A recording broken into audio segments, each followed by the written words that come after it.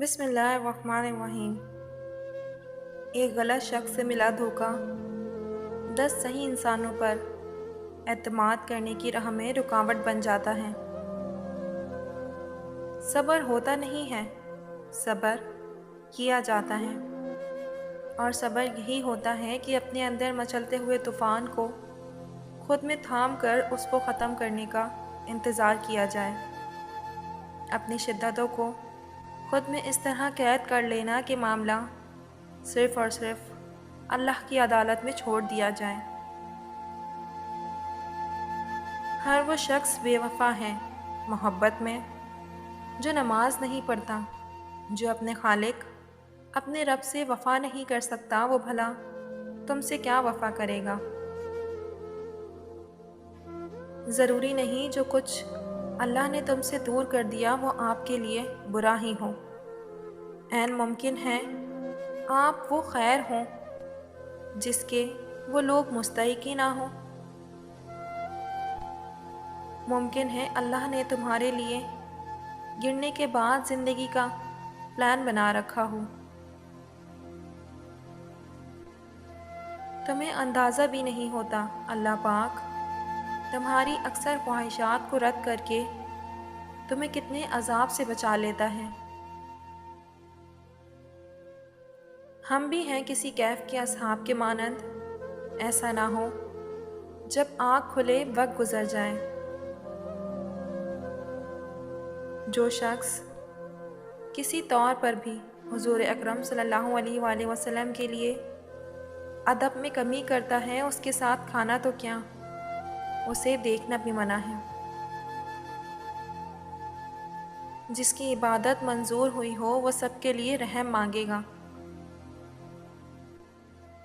ایسے لوگوں کی مدد ضرور کریں جن کا چہرہ سوال ہوتا ہے اور زبان بے سوال ہوتی ہے۔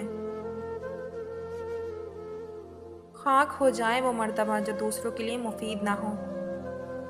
لعنت ہے وہ طاقت جو کمزور کی حفاظت نہیں کرتی بلکہ اسے ڈراتی ہے۔ باتوں باتوں میں خرافات پہ آ سکتا ہے، جو بھی کم ظرف ہو اوقات پہ آ سکتا ہے۔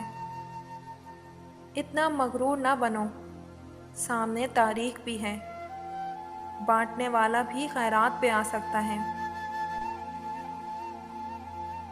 اگر تنقید ہی کرنی ہو تو نرم لہجے میں کریں، کیونکہ نرم لہجہ ضمیر کو جگاتا ہے جبکہ سخت لہجہ انا کو جگا دیتا ہے۔ ایک بات یاد رکھنا کہ اللہ کا جب بھی آپ کو خیال آئے یہ سمجھ لیں کہ اسی وقت اللہ نے آپ کو یاد کیا ہے، ورنہ خیال آ ہی نہیں سکتا۔ جس کا خیال ہے اگر وہ خیال نہ دے تو اس وقت تک خیال نہیں آتا۔ کب آتا ہے خیال؟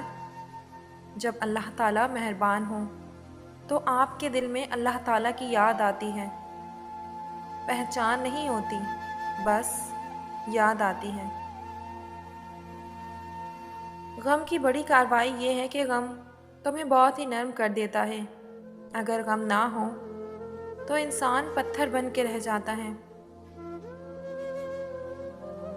اللہ کو ماننا چاہیے، اللہ کو جاننا مشکل ہے۔ ہمارے ذمے میں صرف تسلیم ہے، تحقیق نہیں۔ تحقیق دنیا کی کرو اور تسلیم اللہ کی کرو۔ دینے کی عادت ڈال لیں، آنا خود ہی شروع ہو جائے گا۔ عزت بھی، رزق بھی اور سکون بھی۔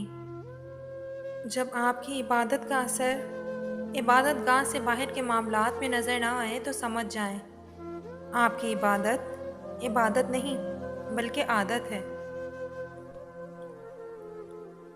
انسانیت کا خطبہ کردار کے منبر پر بیٹھ کر دیا جاتا ہے۔ وقت ایسا ہے کہ تمام اچھی باتیں فون گیلری اسٹیٹس پر موجود، لیکن انسان کے عمل اور کردار سے باہر ہو چکی ہیں۔ دولت سے انسان کو جو عزت ملتی ہے وہ اس کو نہیں، دولت کی عزت ہوتی ہے۔ جیسے ہی دولت ختم عزت بھی ختم ہو جاتی ہے۔ اخلاقیات کا یہی تقاضا ہے کہ کسی کی زندگی میں اتنا ہی تعلق رکھیں جتنا وہ آپ کو اجازت دیتا ہو۔ قرآن انسان کے لیے آسانی کی راہ ہے، مگر انسان کے لیے بھی قرآن کھولنا لازمی ہے۔ معاشرے سے کٹ کے نہیں، معاشرے کے ساتھ اپنے ظاہر و باطن کی اصلاح کرو، اس لیے کہ یہ دونوں ایک دوسرے کے بغیر قابل اصلاح نہیں۔ تم کو خدا سے بڑھ کر کوئی نہیں چاہتا، بس حق یہی ہے کہ تم بھی خدا سے بڑھ کر کسی کو نہ چاہو۔ باطن نظریے کی پہچان یہ ہے کہ وہ کبھی بھی خود کو غیر جانبداری سے پرکھنے کی اجازت نہیں دیتا۔ اگر مومن اور کافر سمندر میں اتر جائیں تو صرف وہی بچے گا جسے تیرنا آتا ہوگا۔ خدا جاہلوں کی طرفداری نہیں کرتا۔ اگر معاشرے میں معافی مانگنے اور معاف کرنے کا عمل شروع ہو جائے تو ظلم کا عمل رک جاتا ہے۔ زندگی میں وہ واحد چیز جس کے بارے میں ہم یہ کہہ سکتے ہیں کہ یہ ہماری ملکیت ہے، وہ عمل ہے۔ نزدیک سے آنے والی آوازوں میں سب سے قریب ترین آواز ضمیر کی ہوتی ہے، جو کہ بہت کم لوگوں کو سنائی دیتی ہے۔ ہم نے ابھی تک کوئی ایسا کچرا دان یا گھر نہیں بنایا جہاں ہم اپنی نفرتیں، عداوتیں، تعصب اور جہالت کو پھینک سکیں۔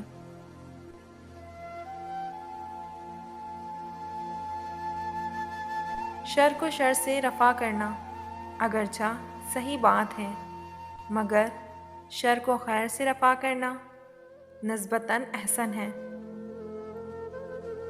میں نے شیطان، فرشتے اور جنات کو اپنی آنکھوں سے دیکھا ہے، مگر صرف انسانوں کے روپ میں۔